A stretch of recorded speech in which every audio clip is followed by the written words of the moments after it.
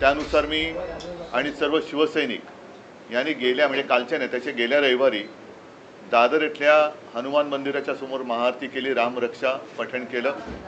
त्याच्यानंतर हा कार्यक्रम आता महाराष्ट्रात अनेक ठिकाणी व्हायला लागलेला आहे।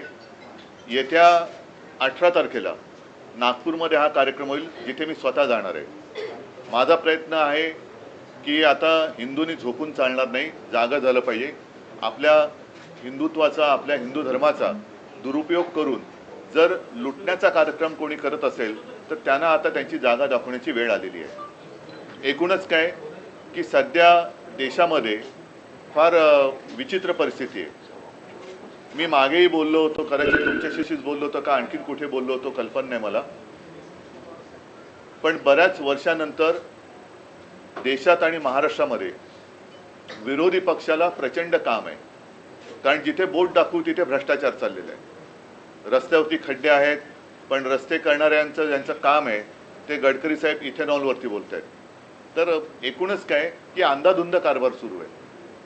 आणि म्हणून मग मी असं ठरवलं की प्रत्येक वेळेला एकाच विषयासाठी प्रेस कॉन्फरन्स घ्यायची। आणि आज मी जो विषय घेतलेला आहे हा विषय साधारणतः गेले किमान महिनाभर चालू आहे, पण दुर्दैवाने म्हणावा तसा तो लोकांपर्यंत जरी पोचला असला तरी लोकभावना त्याच्यावरती व्यक्त होत नाही आहेत। आणि तो विषय म्हणजे दिल्लीमध्ये जंतर मंतर येथे आपल्या अभिजित दिपके यांनी जो विषय उचलला तो अनेक युवकांच्या किंवा मी तर म्हणेन देशातल्या प्रत्येक युवकाच्या भवितव्याचा विषय आहे।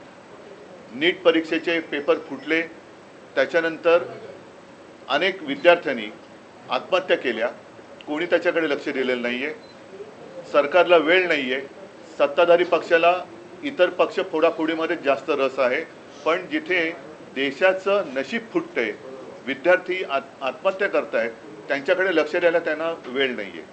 आणि मी आजची जी पत्रकार परिषद घेतलेली आहे ती त्या आंदोलनाला आणि सोनम वांगचुक यांना पूर्ण पाठिंबा जाहीर करण्यासाठी मी ही प्रेस कॉन्फरन्स घेतलेली आहे।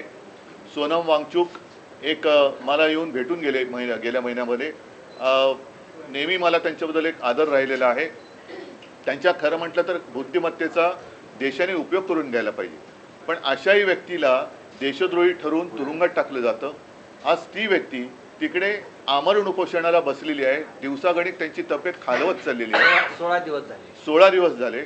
मी एक 4 दिवसापूर्वी मुद्दामून अरविंद सावंत यांना त्यांच्या भेटीसाठी पाठवलं होतं। मी फोनवरून त्यांना विनंती केली की सोनमजी तुम्ही प्राणांतिक उपोषण करू नका, कारण तुमच्यासारख्या व्यक्ती या देशाला पाहिजेत आणि सरकारला काय पडलेलं नाही। अशा एक एक व्यक्ती जर आपणहून जात असतील तर सरकारला ते हवंच आहे असं नाईलाजाने मला म्हणावं लागते। आज कोणाच्या लक्षात असेल किंवा नसेल, 2018 साली JD अग्रवाल यांनी गंगेसाठी आमरण उपोषण केलं होतं। मला वाटतं 115 दिवसाचं उपोषण होतं।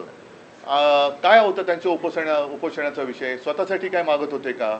तर गंगेमध्ये जे काय सगळं बट्ट्याबोळ झालेला आहे गंगेचा, त्याबद्दल त्यांनी त्या उपोषण केलं होतं। त्यांनी प्राण सोडला, कोणी त्याची तशी म्हणावी तशी दखल घेतली नाही।